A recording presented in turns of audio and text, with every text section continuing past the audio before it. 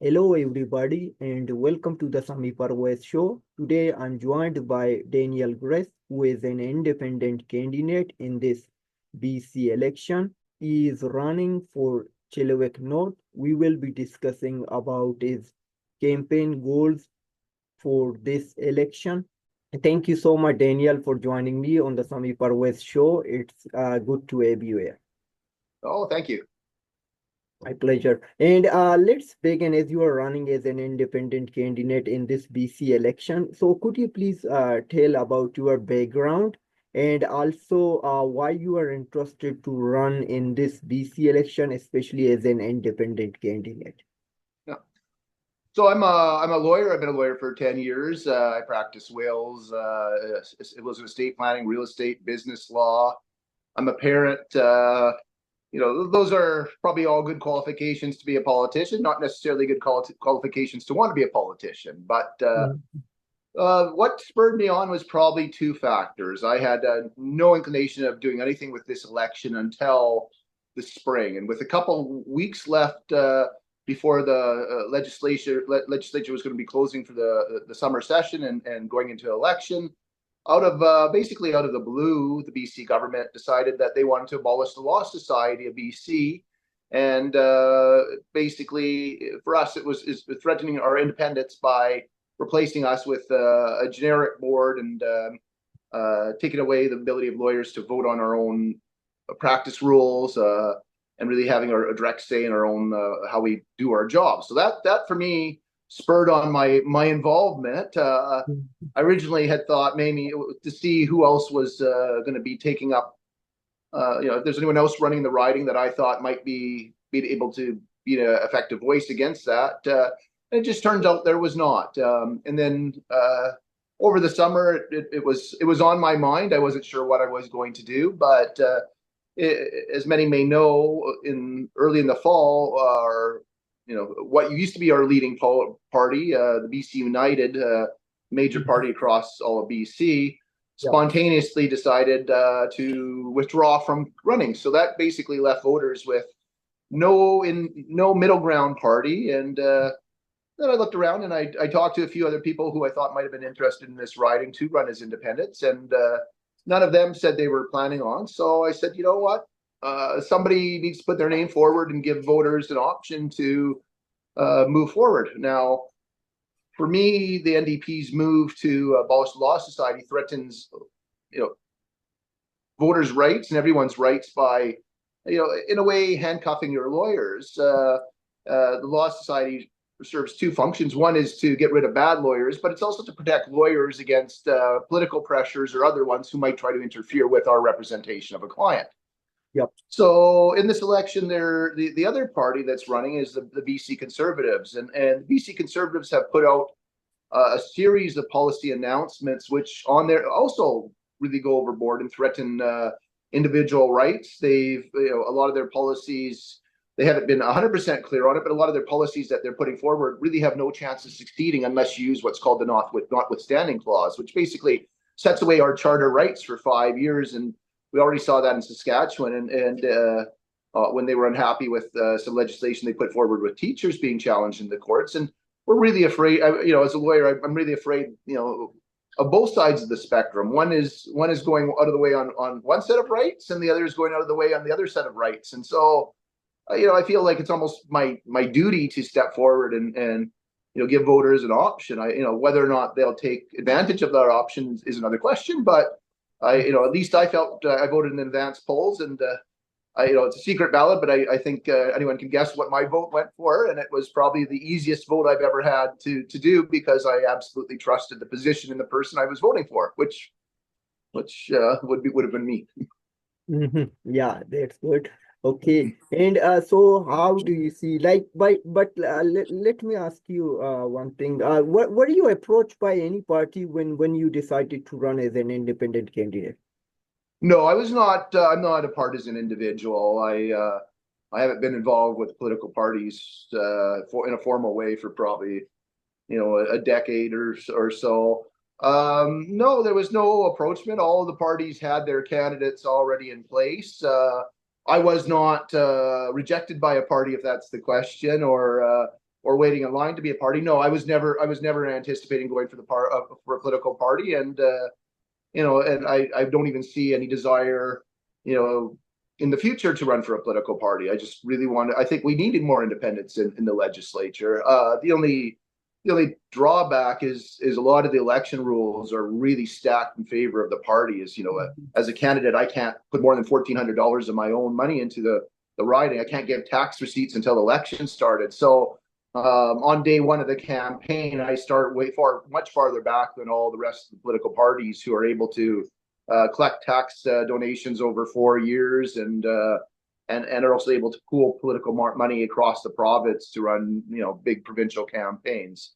So yeah, it's definitely an experience, but I'm proud. I'm happy to do it, and it's kind of exciting when I go door to door, and now I'm starting to hear out of spontaneously when I oh, I heard you did really well in the debates, or oh, me and my friends were talking about you. And so it's really hard on an individual riding to know how well you're doing. I mean, I could come out with the largest number of votes, or I could come out with the smallest number of votes in this campaign. But it's almost impossible to know until election day. Unlike the larger parties can kind of get a general idea across the board, how they're doing as a party, even though riding by riding, the results can vary substantially depending on how much the voters in that area, their local concerns.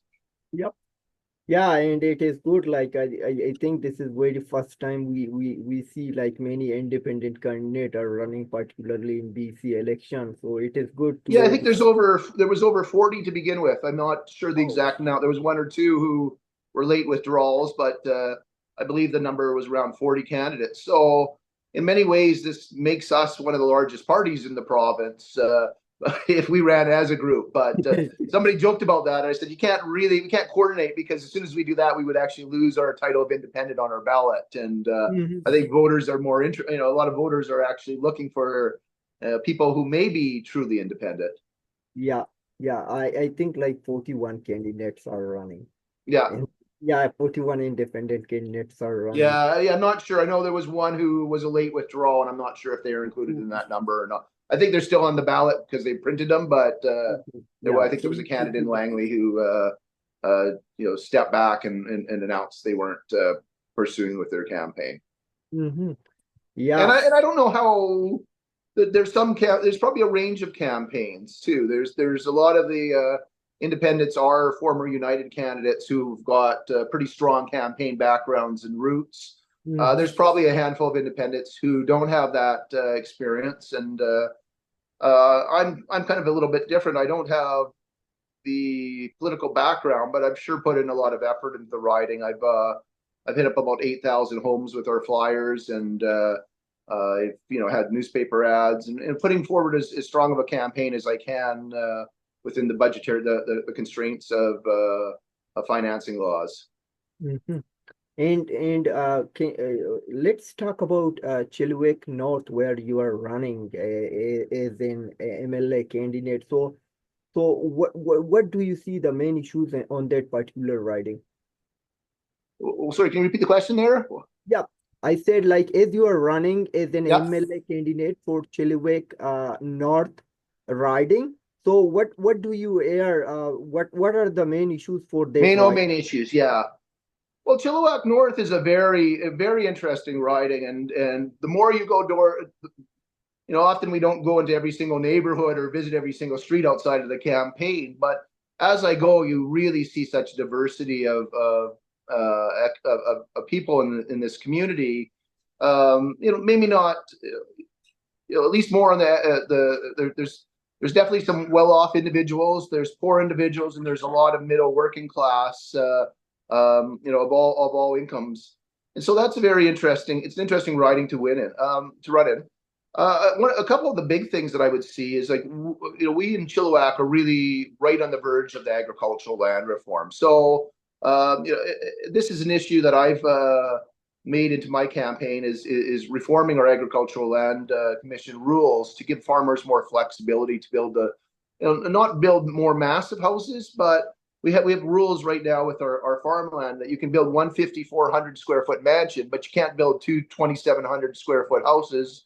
or if you wanted to build, one normal size house and a couple small, tiny houses for farm workers or to help out some homeless individuals, you just can't in this. So that's one of the issues that I've kind of put at the forefront of my mind because I think it's relevant to our riding. But as far as issues that are of concern to people on the ground and everybody, I think the homeless problem is really well, it's manifests itself all over, BC and probably all over Canada.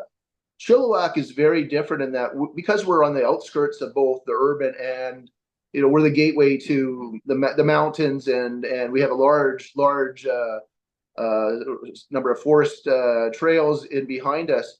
That the homeless is not a big homeless tent camp city like you might see in Vancouver or Victoria. It is every single trail has a small camp on it. You go up into the up along the Chilliwack River. There's just they're not large groups. They're just lots of small groups of homeless individuals on every single cul-de-sac. If you drive around in some of the commercial areas on the weekends, you'll see 3 or 4 vehicles, people parked out in their campers. So we've got a huge homeless problem here, but it's a very different homeless problem in that it's some people, it's people that you typically see on the street. It's others who are just trying to find any place to live for themselves. And some are associated with drug abuse, but others are just they're either poor, they've lost their housing, they're retired, so we actually if you go out in your community, you'll see this issue manifesting itself everywhere.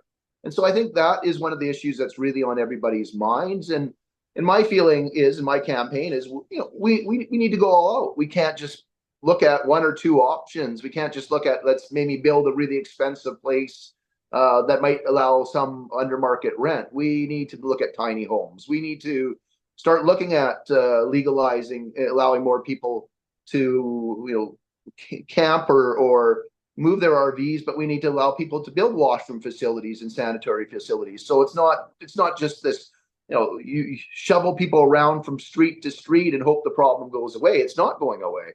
So I think those issues on a local level really are resonating with individuals. Mm-hmm. And yeah, the homeless is a great issue, but as you mentioned, like Chilliwack is a different types of homelessness issue. This is not particularly with respect to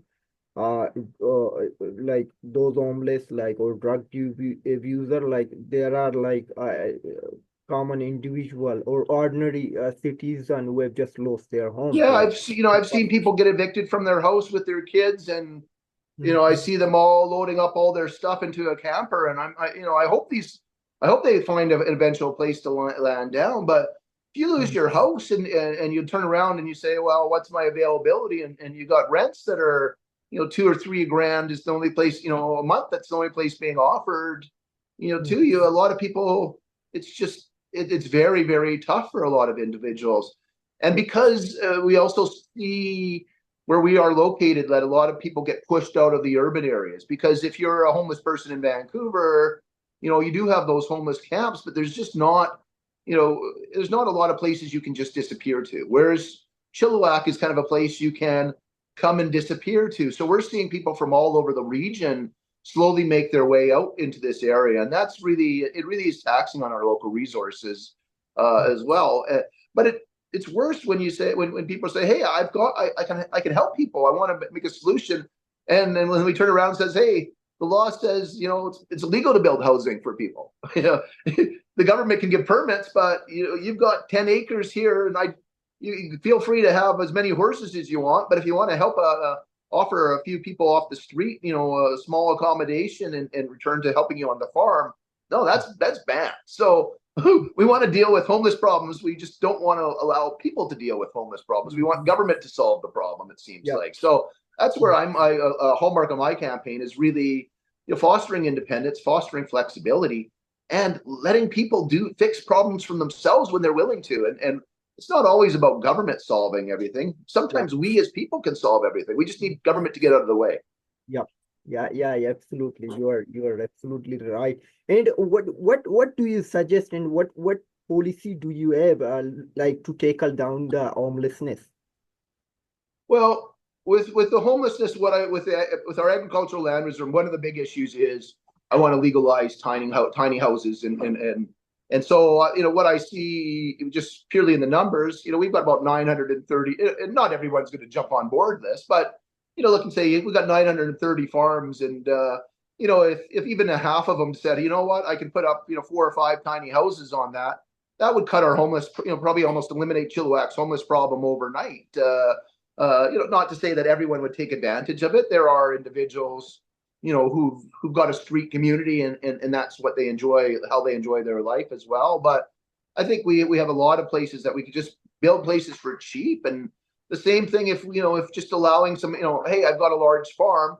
Why can't I let 5 people park their RVs on that and hook up a septic system, and in exchange for them doing some work on my property? Well, we've got the land. We just don't need to. Right now, we're just trying to shuffle people from one spot to the next spot. So, I think that's a huge solution. It's not the only thing. We need to work on supportive housing because some people need those more facility-based approaches. But we just can't. We just need every solution on the table, I think. Okay, and as you said, like the riding you are running, which is agriculture land, and we also have a carbon tax. So where do you stand with respect to carbon tax? Should it be abolished or should we have it? The carbon tax? Yes. So when it comes to the carbon tax, I think it serves 2 purposes, and both of which I would say I would support. And I also want to be very clear that BC and our carbon tax is not the same as the rest of Canada and their carbon tax. We've had our carbon tax since I believe it was 2009 to 2010 was implemented around there, and ours works differently than the rest of Canada. So one is we are in a climate crisis, and it's not, we can use those words casually. It's almost becoming commonplace now.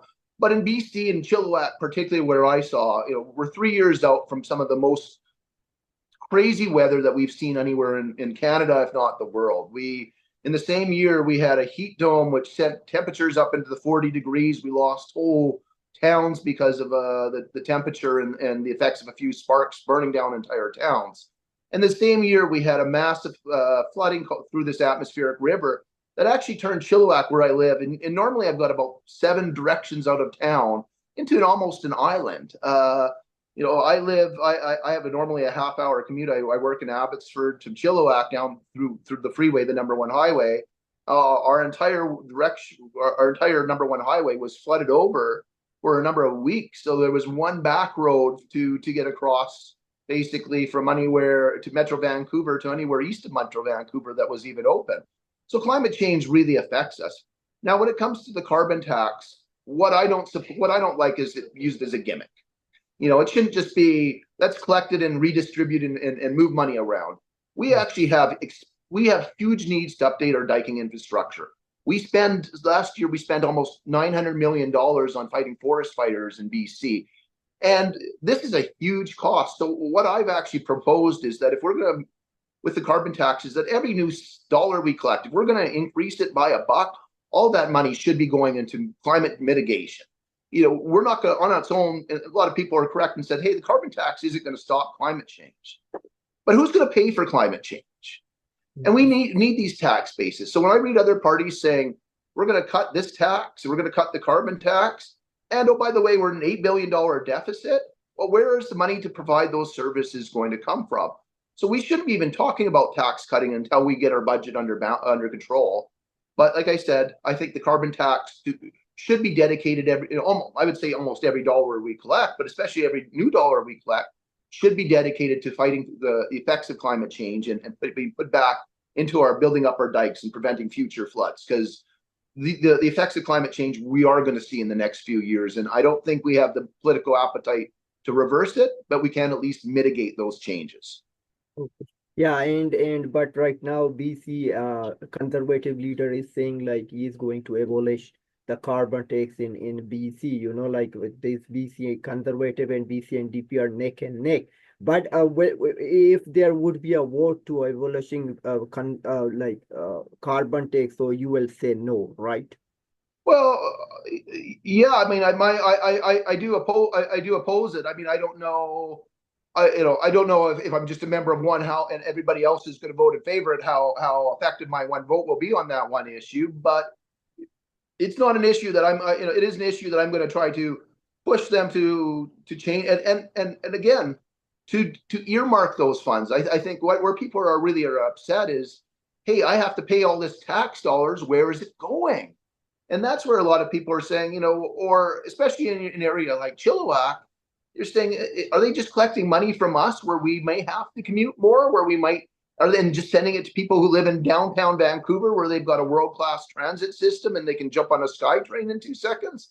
So I think when it comes to that, that's the biggest problem people have is what's happening with this money. Is it just going to other people, or is it actually going to, into our communities? And I think if we change the discourse on that, we might have a lot more buy-in. But you are absolutely right. Both major parties seem to say, hey, the winds are changing, even though climate change is, even though we've just seen all these horrible effects of climate change in our communities, they're just willing to basically throw out what economists and basically, a lot of across the spectrum, people thought was one of the best tools that we have.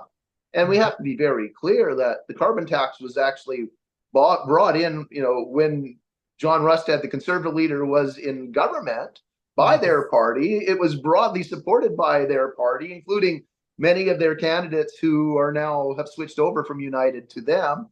And so all of a sudden they're backtracking on what was a policy that was one of the few policies they put in place that everyone seemed to agree with.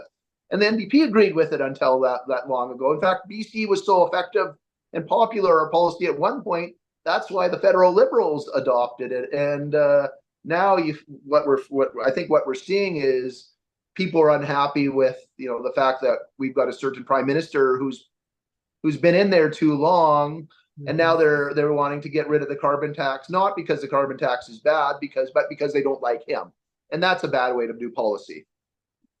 Yeah. And don't you think like carbon tax like it means we can blame carbon tax for this inflation, like every price went up, like gasoline No. Yeah, that's a bit of a that's I'd say that's almost a fabrication on that. So I'll give you quite an example. I think in BC over the last decade, our carbon taxes amounts to what, 21 cents a liter. Well, this year alone, my gas price that I've paid at the pump here has gone from $1.40 to $1.90. That's a 40-cent swing. So inflation isn't caused by the carbon tax. It was actually spurred on when Russia attacked Ukraine and global fuel markets spiked, and basically every shipper and good went up in price. Now, when gas went down, the prices did not go down. And I think we'll see the same with the carbon tax. If you eliminate the carbon tax, don't think that money is going back into people's pockets.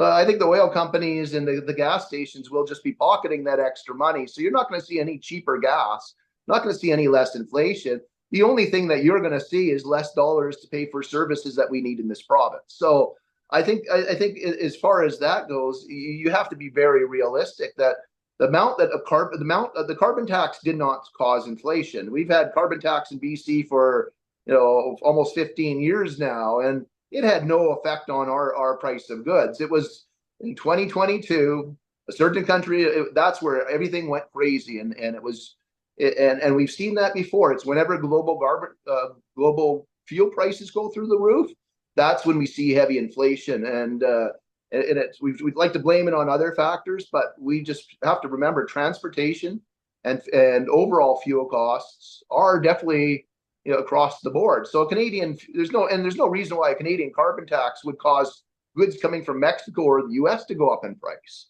So anybody who says that, it's the driver of inflation, that's not true. Does it play a factor in it? I've seen something like 1 or 2% of the inflation may have been caused by the carbon tax. That's I think everyone would have been happy if we had 95% less inflation in the last few years. They would have had no problem with that, those ones. And again, before 2022, no one was complaining about inflation to the extent all of a sudden it was all spurred on by those global changes. Yeah, and where do you stand with respect to like safe drug supply safe injection site. So where do you stand with respect to safe injection site? Is BC Conservative is saying they would close those safe injection site, I don't and know what they're saying. They seem to change their mind every single day. Sometimes they're closing it. Sometimes they're adding a new door on it. Sometimes they're just changing the sign out front. I have no idea. Every single candidate seems to be telling a different story, as does their leader. But it does. Let's go back to the question on its own. So right now we've come out. We're in a serious opioid and addiction crisis in BC, especially. But I mean, this is not just isolated in BC. It's in Canada. It's in the US. I assume other places are going through similar problems as well. Although we're definitely, our discourse is more along the local needs. So, I work as an estate planning lawyer, and there's nothing worse than having a parent come into your office, going through a probate, trying to get access to a small bank account, or a car, or some of the personal possessions of a child who's died of an overdose. And it's such a serious crisis that we need to take this issue so seriously that we can't be taking any options off the table.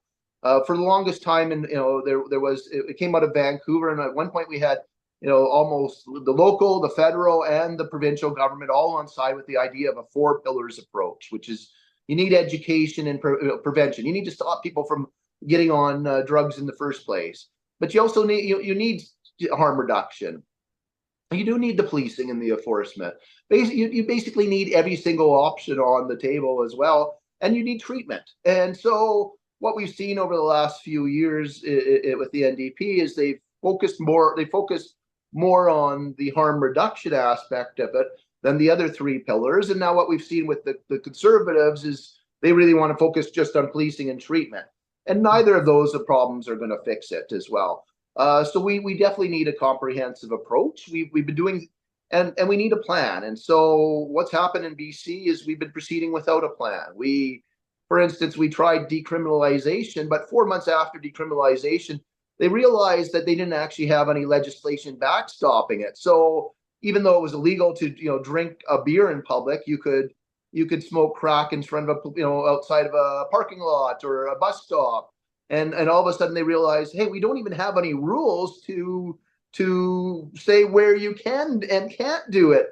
And then they rushed and tried to fix it up afterwards, and they got into court problems because the courts were skeptical about how they put it in place. So this is kind of a lack of planning, and that, had you had these rules in place and done this properly, we might have actually seen a better result as well. So I do support safe injection sites, but I also agree that all these safe injection sites should also have a treatment option right there. That the goal is almost, it's almost like a lost leader hey, come here to do your safe, do your substance safety. Come here so we can test and make sure you're not overdosing on tainted drugs. But hey, once you're in here, once we've given you a little bit of dignity, here's an option if you want treatment.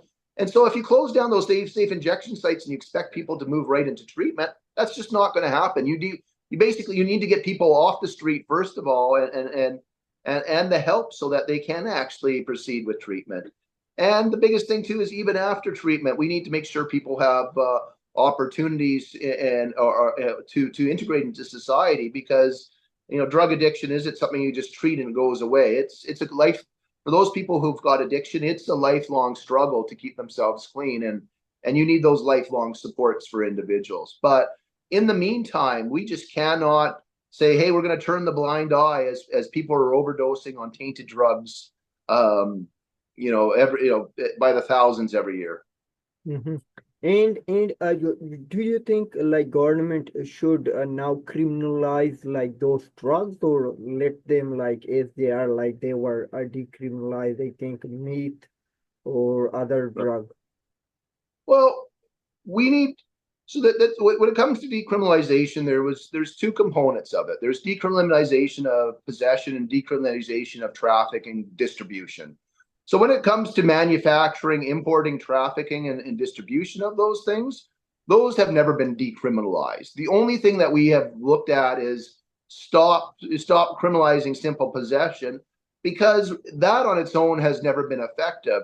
It's such a waste of court time saying, hey, we found you with a small little bit of personal consumption. We're going to throw you to court. We're going to spend hundreds, thousands and thousands of dollars of court time, for what is for you a medical problem. So in that sense, I think we need to, still look at other options other than the criminal law to get people off of drugs. But it doesn't necessarily mean we need to give people a free rein. And I'll tell you the one thing that I think, and generally I'm not a tough on crime, raw approach to my philosophies.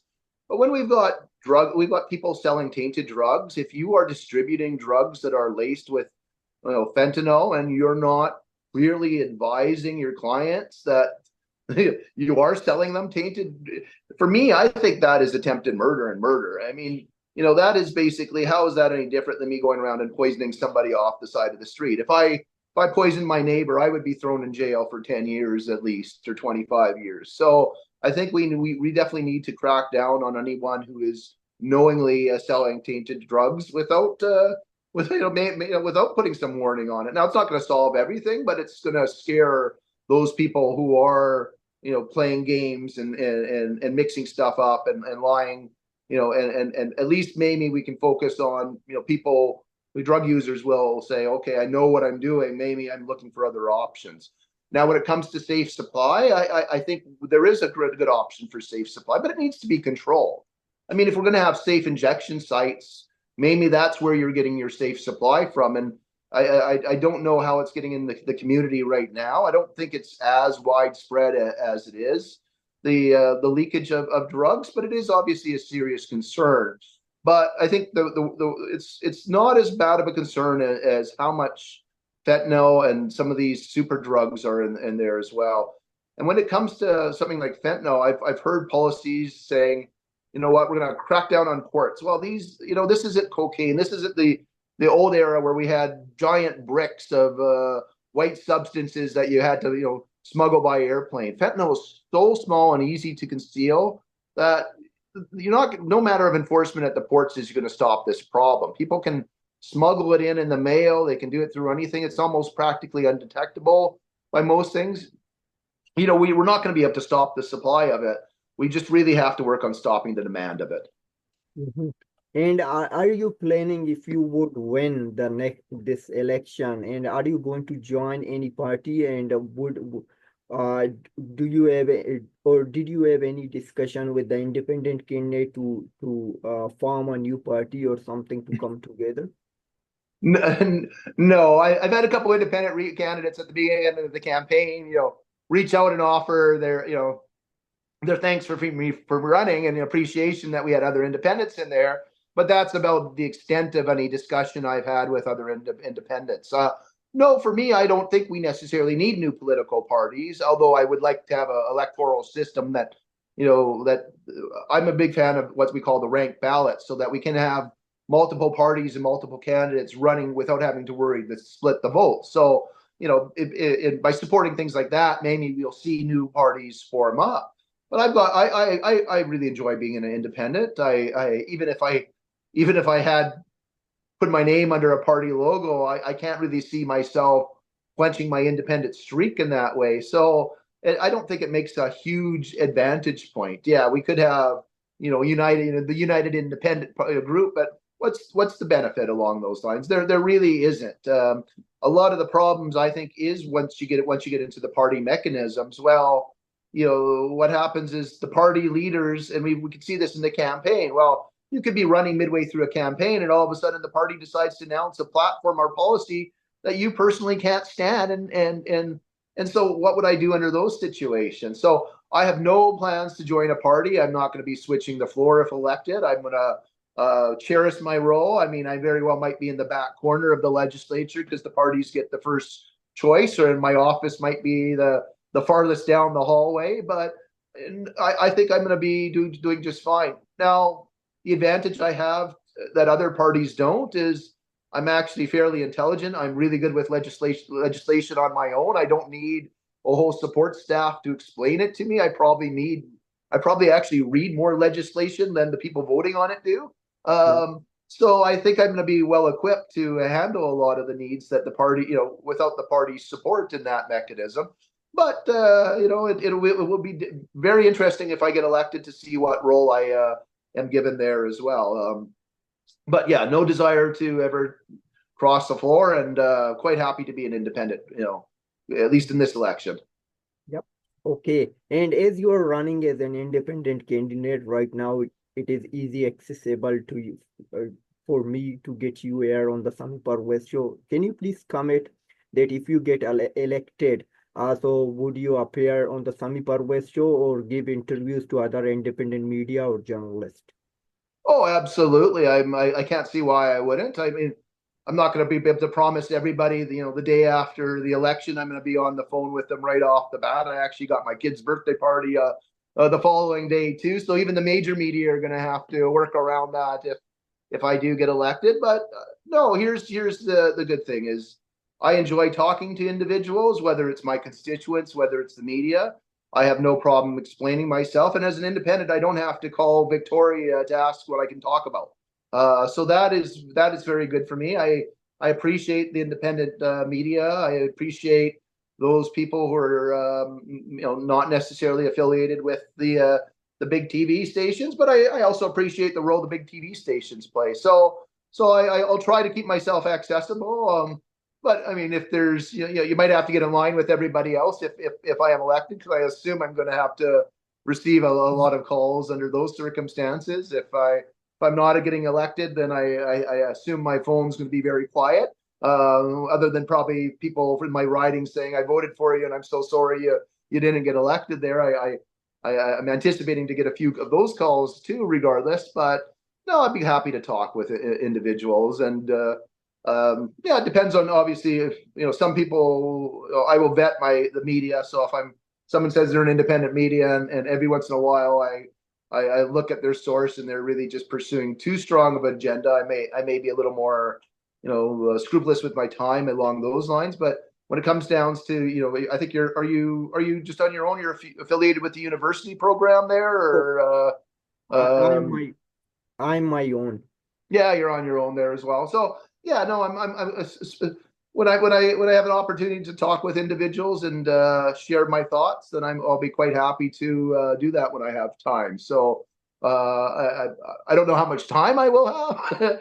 That'll be definitely the interesting factor to look into. Yeah, so we are running out, so we are over time now. Oh, okay. Yeah, we are coming to close. Okay, so what's your message to Chilliwack North residents for this election to vote for you?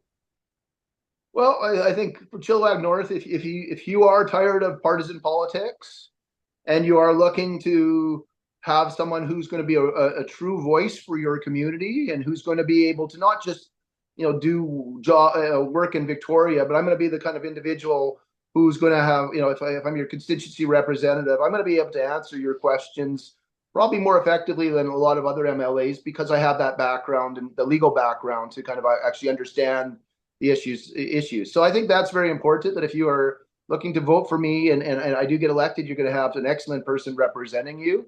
And also to keep in mind that I have run a very serious campaign, and I've got about instead of relying on just a little one page, I actually maybe this is what I'll show you is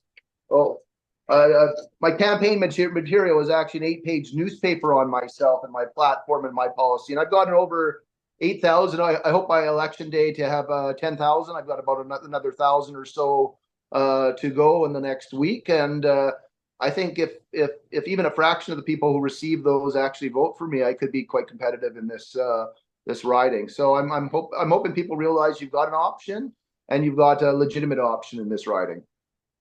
Okay, thank you so much, Daniel, You're for welcome. joining me on the Sami Parvez show, sir. It good to have you and wishing you very best on this election and looking forward to seeing you as the next MLA for Chilliwack North. And also wishing a happy birthday to your son, like as you said that on the Or my phone. daughter, yeah, yeah. Yeah, well, be is a birthday. Like if you would win, so that would be the greatest gift maybe for him. Oh yeah. There we go. Anyways, you have a good day and thanks for the interview. Well, thank you so much. Sorry, we went over time. Like, Oh, yeah. that's okay. Thanks. Bye. Thank you, sir. Take care.